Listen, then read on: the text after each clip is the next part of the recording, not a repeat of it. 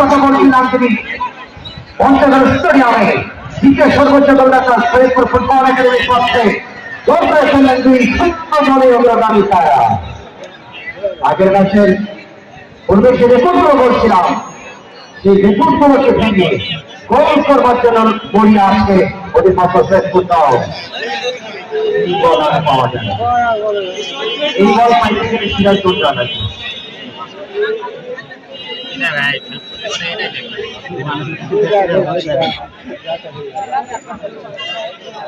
এই দুটি দলের স্বাক্ষর খেলা হয়েছে বীরগঞ্জ রংপুর সরকারি ক্লাব বনাম football academy Saidpur.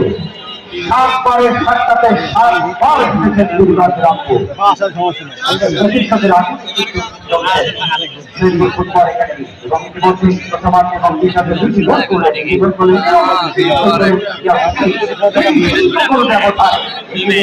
Saidpur football academy